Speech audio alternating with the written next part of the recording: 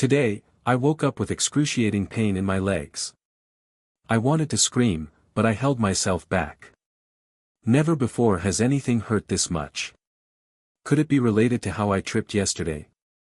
Most likely. Although before that, I had strange sensations in my legs, as if some force was stretching my muscles to the point where they were about to tear. There was no pain from that, just an unpleasant feeling. But today, it felt like someone had driven hundreds of nails into my legs while I was asleep. It's strange, though, because I don't see any reason for this, except for that unfortunate fall.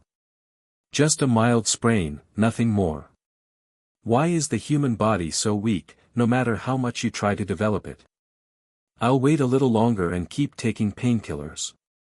If the pain becomes frequent and intense, I'll go see a doctor. For now, that's all I can do. Nothing else. About a week has passed since the pain in my legs began. It's only gotten worse, especially around the shins. It feels like my muscles are tearing apart. I had to call an ambulance, and later I ended up at the clinic. The X-rays showed nothing, but the MRI gave clear results that something is wrong with my leg muscles. The doctors are at a loss, all of them agreeing on one thing, an anomaly. My leg muscles are inexplicably twisted, forming perfect geometric shapes. The muscle tissue is stretched so tightly that it could rupture with a strong touch. I had to be hospitalized indefinitely. There's one positive side to all this: I'll get some rest from work. I'm not in a private room, but I've met some nice people. They didn't believe me when I told them about my legs. I wouldn't have believed it either if anyone else had said it. The situation worsened with each passing day. The pain continued to bother me, and my shin muscles transformed in an inexplicable way, changing shape and structure. They brought me to the operating room, trying to do something. My muscles seemed to have come alive, resisting the scalpel. One incision, and immediate healing. This continued until a crust formed that the scalpel couldn't penetrate. Only then did the pain stop. After a month and a half, my legs no longer belonged to me. They had become heavy, swollen, and covered in a dark bluish layer that flaked off with the slightest touch. If you barely touched it with your fingertip, small cracks appeared, and a substance resembling pus flowed out in small streams. The pain no longer appeared. I couldn't move my legs, I felt nothing in them. My legs were literally paralyzed. I now move around using a wheelchair. I had to bandage my shins to avoid infection. The bandages were changed 3 times a day, and 3 times a night, as blood mixed with strange pus continued to pour out without stopping. I was given a private room, where nurses would take care of me 24 hours a day, 7 days a week. I feel like a lab rat, with tests being done on me almost every week, checking if the unknown infection is spreading further. There are no clear predictions yet, but what reassures me is that the anomaly is focused around the shin area and won't go up any further. Something tells me that this thing could still spread throughout my body, from the shins to the thighs, then to the groin, from there to the abdomen, chest, and most importantly, to the brain.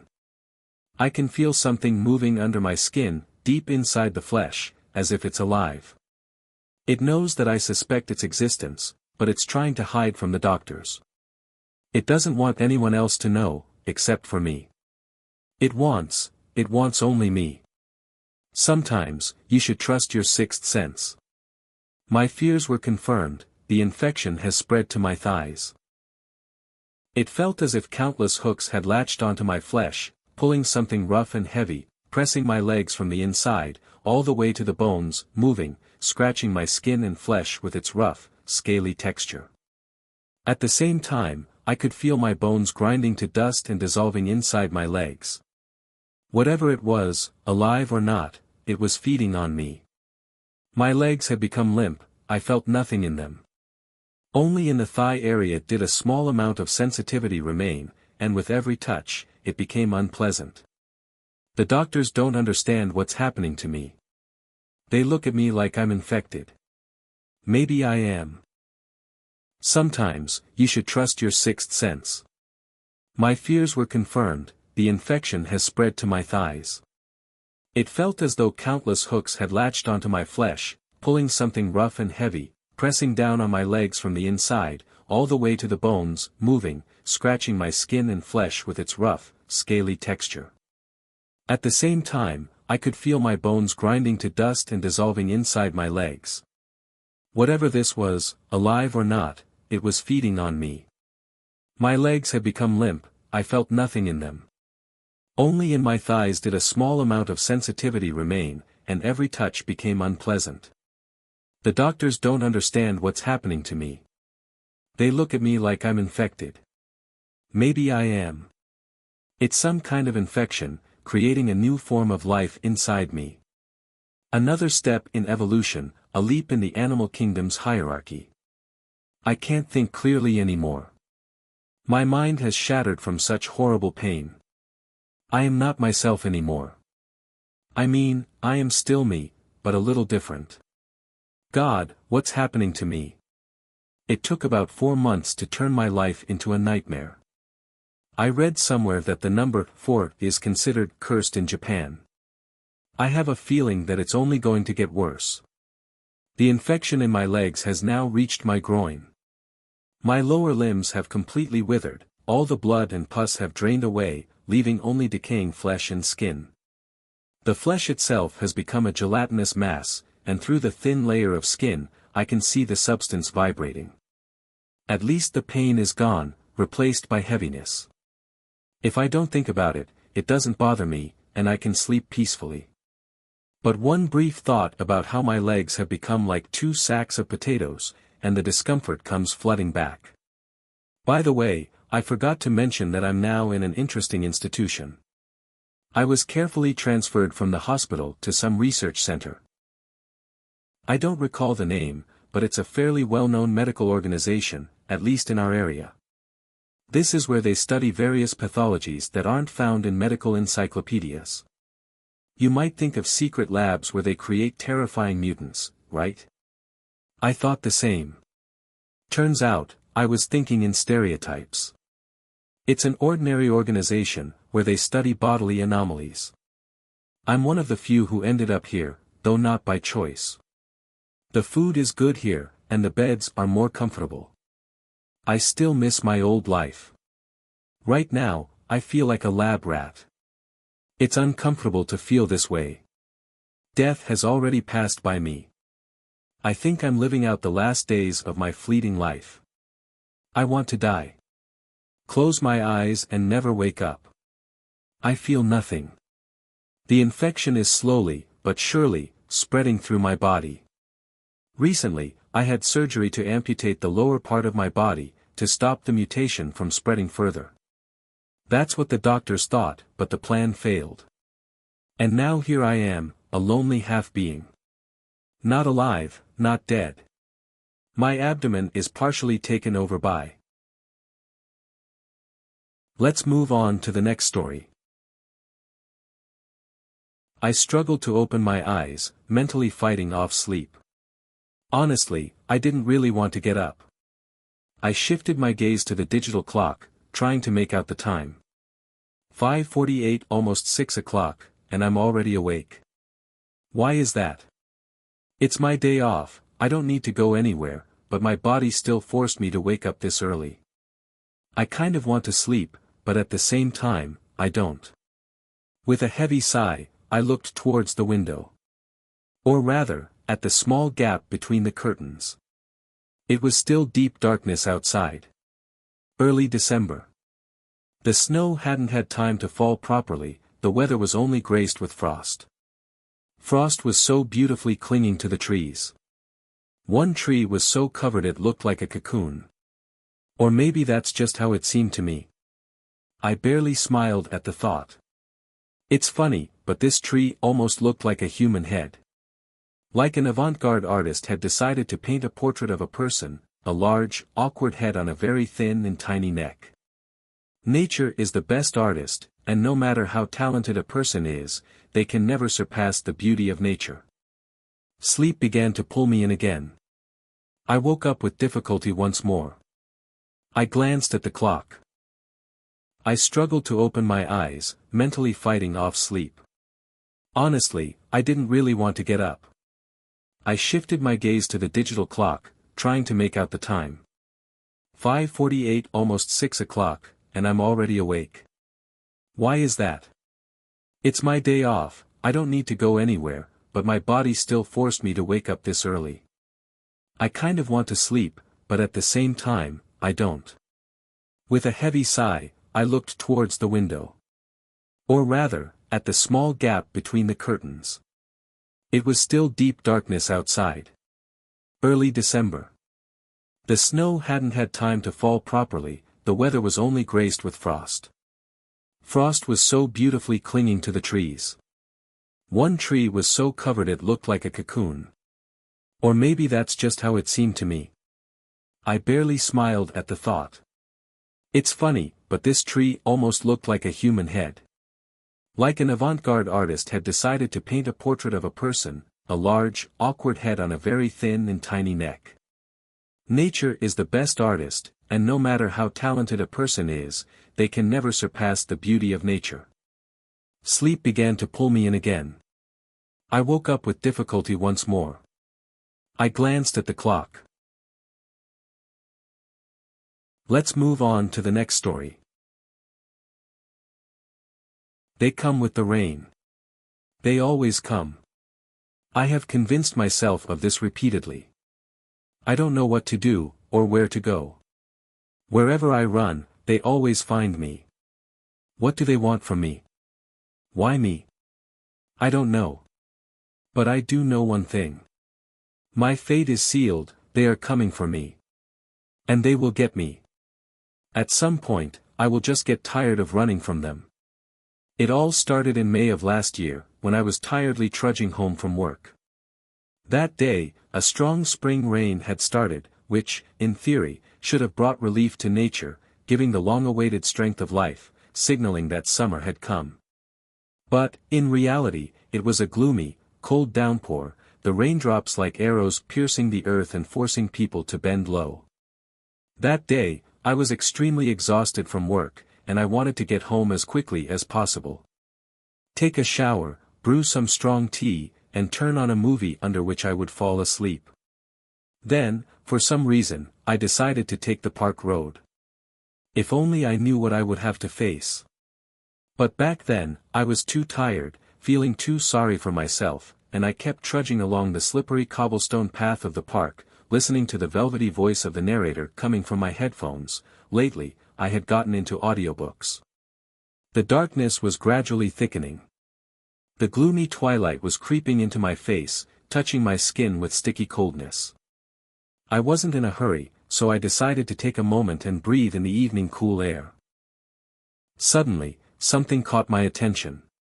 At first, I didn't even realize what it was. It was a vague movement at the edge of my vision. Yet, it struck me like a jolt of electricity. I stopped. Looked around. I didn't notice anything special. But then, in the distance, where the trees gradually faded into the deepening twilight, I saw a figure. Strange, almost human, but there was something wrong with it. I realized exactly what after some time. The figure was dancing. And there was something wild in that dance, something reckless, hopeless, and painfully joyful.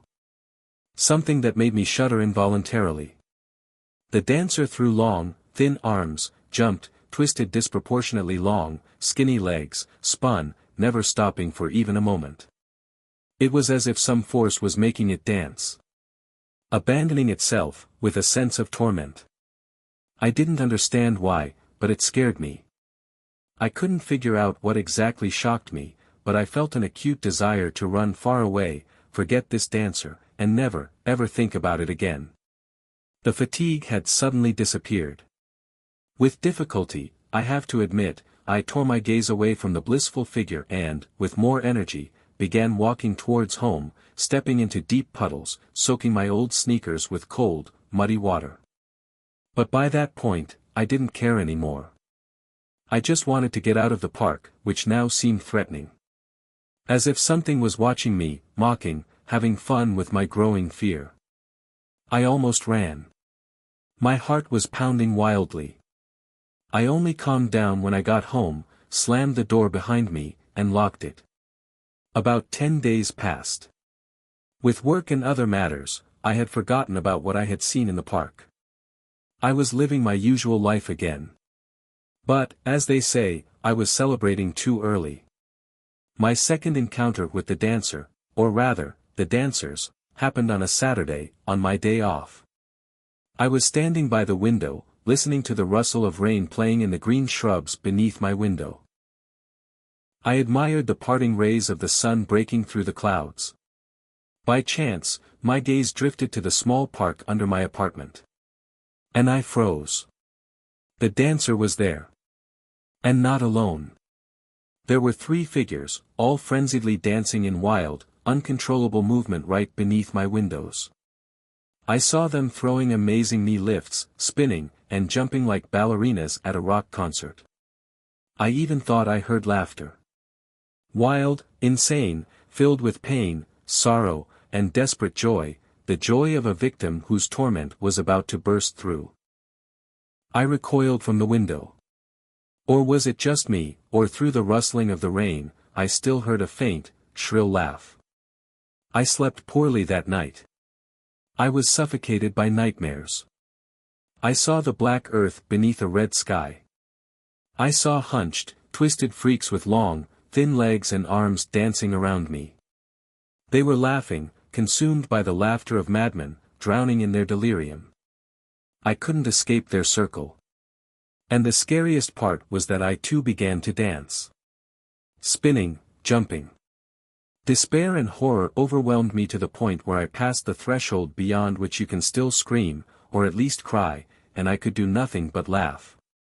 Laugh just like my newfound brothers. I laughed with them.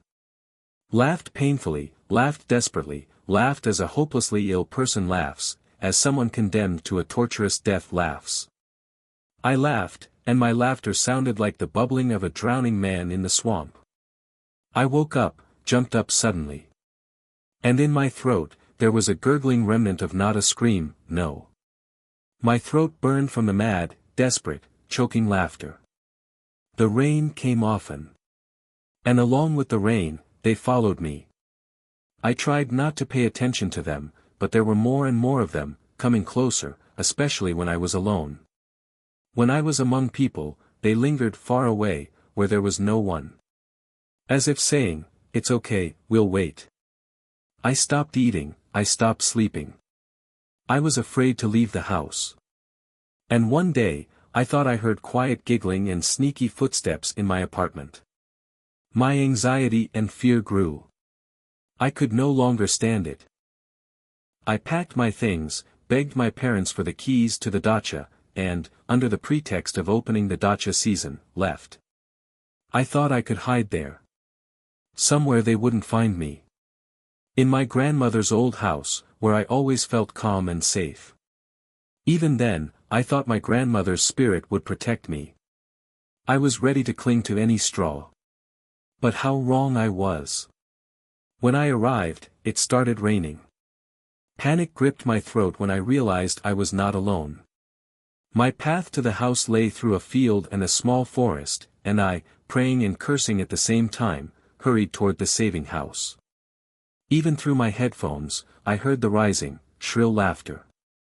And then I saw them. The dancers followed me. Broken, dark figures, dressed in rags. They glided beside me, not getting closer, but not moving away, spinning and jumping, waving their thin arms with long, slender fingers. And their laughter, like nails, hammered into my inflamed mind. I was already running. As I burst into our house, locked all the bolts. And, whether it was just my imagination, or I really saw in the deepening dusk how thin, broken silhouettes flickered outside the window, I realized I couldn't escape. That sooner or later, they would catch me. I no longer hear anything except the rhythmic pounding of their feet and hysterical laughter. I'm already starting to chuckle at the thought that I can't hide. And I caught myself starting to move rhythmically and perform awkward steps. Through the laughter, drilling into my ears, I hear them calling me. Without words, but persistently and tirelessly, come to us. Come to us. We are having fun. The fun never ends. I know this is my last day. But does it even matter? I've lost track of time. The damn rain keeps falling, non-stop. And the dance and fun never ends. Maybe it's my fate to join them. It's decided. Today I will go to them. Maybe it's not so bad. To have fun to the fullest. So, what's stopping me?